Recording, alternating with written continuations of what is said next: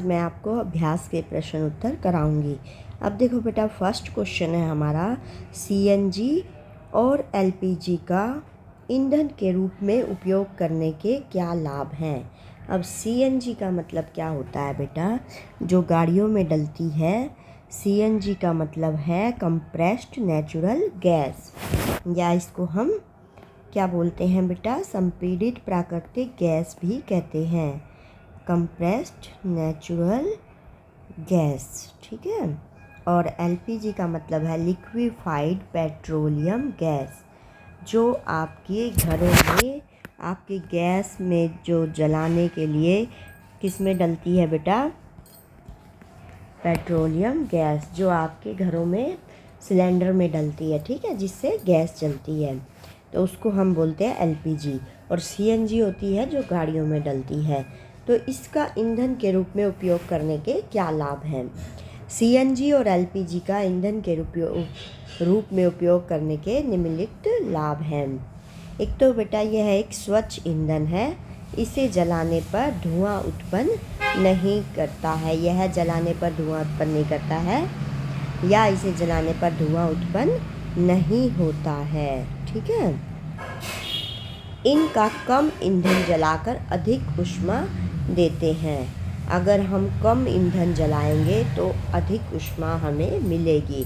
मतलब जैसे हम 1 ग्राम जलाएं, तो अगर 1 ग्राम लकड़ी जलाएं तो कितनी ऊष्मा मिलेगी, और 1 ग्राम अगर हम एलपीजी जलाएं तो कितनी ऊष्मा मिलेगी। तो कौन ज़्यादा ऊष्मा देगा बेटा, लिक्विफाइड पेट्रोलियम गैस, एलपीजी ज़्यादा ऊष्मा देगी। मतलब गैस से के जो सिलेंडर से ऊष्मा निकलेगी वो ज़्यादा काम करती है। ठीक है, इसलिए ये हम कम ईंधन जलाकर इनसे हमें अधिक ऊष्मा प्राप्त हो जाती है। ये कम प्रदूषक होते हैं, मतलब इससे वातावरण भी कम प्रदूषित होता है। ठीक है बेटा, एक तो कम प्रदूषक होते हैं, अधिक ऊष्मा देते हैं, कम ईंधन जलाकर अधिक ऊष्मा देते हैं, और यह स्वच्छ ईंधन है, इसे जलाने पर धुआं उत्पन्न भी नहीं होता है। पेट्रोलियम का कौन सा उत्पाद सड़क निर्माण हेतु उपयोग में लाया जाता है। तो इसमें कौन सा उत्पाद उपयोग में लाया जाता है बेटा, पेट्रोलियम का कौन सा उत्पाद सड़क निर्माण हेतु उपयोग में लाया जाता है, वो होता है बिटुमेन। क्या कहते हैं बेटा, बिटुमेन। इस उत्पाद को हम कहते हैं बिटुमेन। नेक्स्ट आपका, वर्णन कीजिए मृत वनस्पति से कोयला किस प्रकार बनता है, और यह प्रक्रम क्या कहलाता है। अब मृत वनस्पति होती है बेटा, जैसे पेड़ पौधे, उसकी टहनियाँ पत्ते नीचे गिरते रहते हैं, और आंधी में पेड़ टूट जाता है तो वो नीचे दबते रहते हैं। वो नीचे अब क्या हो गए, गिर गए तो वो ख़त्म हो गए। जो पेड़ से टहनियाँ पत्ते गिर गए बेटा, वो तो बिल्कुल ख़त्म हो गए, तो उसे कहते हैं मृत वनस्पति। ठीक है। उससे कोयला किस प्रकार बनता है, यह प्रक्रम क्या कहलाता है।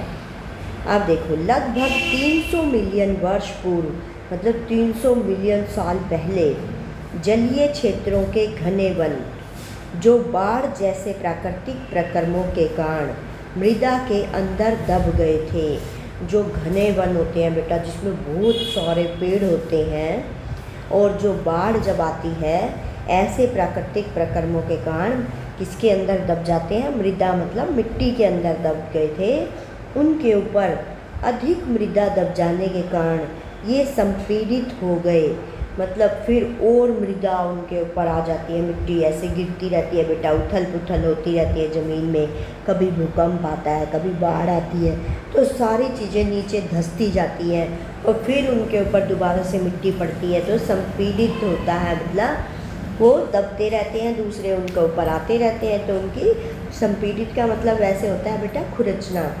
लेकिन यहाँ संपीड़ित का मतलब है कि दोबारा उनके ऊपर मिट्टी आ गई तो वो दब गए और नीचे दबते गए। जैसे जैसे वो गहरे होते गए उनका ताप भी बढ़ता गया। अब वो जितने ज़मीन के अंदर जाते गए उनका तापमान, टेम्परेचर भी बढ़ता गया। तो उच्च दाब और उच्च ताप पर पृथ्वी के भीतर मृत पेड़ पौधे धीरे धीरे कोयले में परिवर्तित हो गए। तो ये पेड़ पौधे किस में परिवर्तित हो गए बेटा? कोयले में परिवर्तित हो गए, जो गिर गए थे नीचे, ज़मीन के नीचे दबते चले गए। और यह प्रकरण क्या कहलाता है? कार्बनीकरण कहलाता है। अब जो मृत वनस्पति का नीचे जाना और मिट्टी के नीचे दब जाना और फिर दोबारा से उसके ऊपर मिट्टी आ जाना, जिससे ये संपीड़ित हो जाते हैं और फिर गहरे होते जाते हैं, इनके कारण इनका ताप भी बढ़ता गया, टेम्परेचर भी बढ़ता गया बेटा। उच्च दाब और उच्च ताप पर जो पृथ्वी के भीतर मृत पेड़ पौधे थे धीरे धीरे कोयले में परिवर्तित हो गए, और यह प्रकरण क्या कहलाता है? कार्बनीकरण कहलाता है। अब नेक्स्ट है बेटा आपका रिक्त स्थानों की पूर्ति कीजिए। तो डैश तथा डैश जीवाश्म ईंधन है। कौन कौन से जीवाश्म ईंधन होते हैं बेटा? कोयला और पेट्रोलियम क्या होते हैं? ये जीवाश्म ईंधन।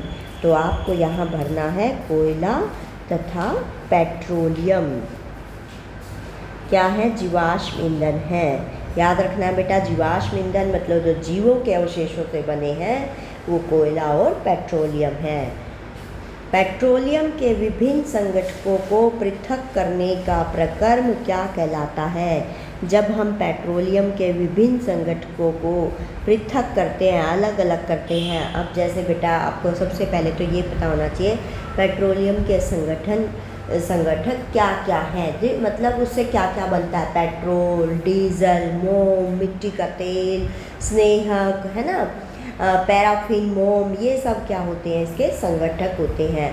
और इनको हम अलग अलग करते हैं। पेट्रोलियम से ही सारी चीज़ें प्राप्त होती है। आपको याद रखना है क्या क्या प्राप्त होता है? पेट्रोल, डीजल, मिट्टी का तेल, स्नेहक, पैराफिन, मोम, ये सारी चीज़ें बेटा जो है इनको हम जो अलग करते हैं तो उस प्रकरण को हम कहते हैं परिष्करण। क्या कहते हैं बेटा? परिष्करण। ठीक है। वाहनों के लिए सबसे कम प्रदूषक ईंधन, ये तो आपको पता ही होगा बेटा, सीएनजी है। सीएनजी को हम हिंदी में कहते हैं संपीड़ित प्राकृतिक गैस। क्या है बेटा? संपीड़ित प्राकृतिक गैस। ठीक है। इसकी फुल फॉर्म होती है कंप्रेस्ड नेचुरल गैस। ये पेपर में पूछी जा सकती है बेटा, कंप्रेस्ड नेचुरल गैस, और ये वेरी वेरी इंपॉर्टेंट है आपका। अब इसके बाद देखिए, निम्नलिखित कथनों के सामने सत्य और असत्य लिखिए। अब देखो बेटा, जीवाश्म ईंधन प्रयोगशाला में बनाए जा सकते हैं, बिल्कुल गलत है, क्योंकि जीवाश्म ईंधन आपको बताया वो मृत जीवों के अवशेषों से बनते हैं, तो इसलिए ये गलत है। ये कह रहा है प्रयोगशाला में। प्रयोगशाला क्या होती है बेटा? जो साइंस लैब होती है या और भी लैब होती है हमारी, जहाँ पर साइंटिस्ट क्या करते हैं? अपने एक्सपेरिमेंट करते हैं। तो ये प्रयोगशाला में नहीं बनाए जा सकते, इसलिए इसे हम असत्य कहेंगे। अब पेट्रोल की अपेक्षा सीएनजी अधिक प्रदूषक ईंधन है, ये भी गलत है बेटा। सीएनजी हमें पता है पेट्रोल की अपेक्षा कम प्रदूषक ईंधन है, तो ये बात भी क्या हो गई? असत्य हो गई। ऐसे यहाँ पर आएगा बनाए नहीं जा सकते, और ये कह रहा बनाए जा सकते हैं, तो ये भी असत्य हो गई। ठीक है बेटा। अब कोक कार्बन का लगभग शुद्ध रूप है, ये ठीक है बिल्कुल एकदम बेटा, कोक कार्बन का शुद्ध रूप है। ठीक है। कोलतार विभिन्न पदार्थों का मिश्रण है, ये भी सही है बेटा, क्योंकि कोलतार जो होता है वो विभिन्न पदार्थों का मिश्रण होता है। विभिन्न मतलब बहुत सारे पदार्थों का मिश्रण होता है। मिट्टी का तेल एक जीवाश्म ईंधन नहीं है, ये बात बिल्कुल गलत है, क्योंकि मिट्टी का तेल जो है बेटा पेट्रोलियम से ही प्राप्त होता है, इसलिए ये जीवाश्म ईंधन है। ठीक है बेटा। नेक्स्ट है आपका जीवाश्म। समझाइए जीवाश्म ईंधन समाप्त होने वाले प्राकृतिक संसाधन क्यों हैं? मतलब ये हम इसको ख़त्म होने वाले क्यों कहते हैं? प्रकृति ने तो दिए हैं, लेकिन ये समाप्त होने वाले क्यों हैं? क्योंकि आपने देखा बेटा बहुत 300 मिलियन वर्ष पूर्व, अभी आपने जो पढ़ा कोयला कैसे बनता है 300 मिलियन वर्ष पूर्व, ऐसे पेट्रोलियम जो है समुद्र के मृत जीवों से और उनके जो जलीय जीव होते हैं, जलीय पेड़ पौधे होते हैं, उनसे बनता है। तो इसके बनने में लाखों वर्ष का समय लग जाता है। तो आपको ये कहना है कोयला और पेट्रोलियम जीवाश्म ईंधन है, इनके बनने में लाखों वर्ष का समय लग जाता है, जबकि इसी तरह अंधाधुंध उपयोग करने से ये 100 वर्षों में ही समाप्त हो जाएंगे। इसी तरह अंधाधुंध इनका उपयोग होता रहा तो ये 100 वर्षों में ही समाप्त हो जाएंगे। इनकी बनने की प्रक्रिया जो है जटिल है बेटा, मतलब बहुत समय वाली है, इसलिए जीवाश्म ईंधन समाप्त होने वाले प्राकृतिक संसाधन हैं। हम कहेंगे बेटा कोयला और पेट्रोलियम जीवाश्म ईंधन है और इनके बनने में लाखों वर्ष का समय लग जाता है, जबकि इसी तरह अंधाधुंध जो हम इनका उपयोग कर रहे हैं तो ये 100 वर्षों में ही समाप्त हो जाएंगे। इनके बनने की प्रक्रिया तो आपने देखी बेटा बहुत जटिल है, इसलिए जीवाश्म ईंधन समाप्त होने वाले प्राकृतिक संसाधन हैं। ठीक है बेटा। नेक्स्ट है कोक के अभिलक्षणों और उपयोग का वर्णन कीजिए।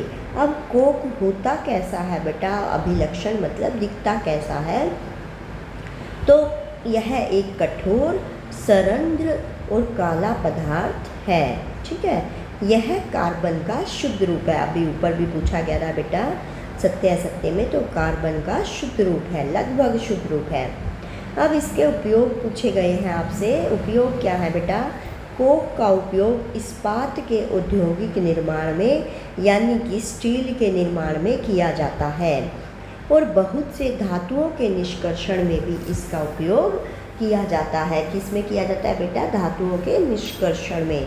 और इस्पात के औद्योगिक निर्माण का मतलब आप ये भी बोल सकते हो स्टील के निर्माण में। ठीक है। अब नेक्स्ट जो है आपका ये भी लिख सकते हो आप, आसान हो जाएगा। और इसका उपयोग चूल्हे और भट्टियों में एक औद्योगिक ईंधन के रूप में भी किया जाता है। तो ईंधन के रूप में भी किया जाता है, स्टील के निर्माण में भी किया जाता है, धातुओं के निष्कर्षण में भी इसका उपयोग किया जाता है। किसका किया जाता है बेटा, आपका क्या है ये, कोक। ठीक है। अब है पेट्रोलियम निर्माण के प्रक्रम को समझाइए। तो पेट्रोलियम का निर्माण आपको याद रखना बेटा समुद्र में रहने वाले जीवों से हुआ।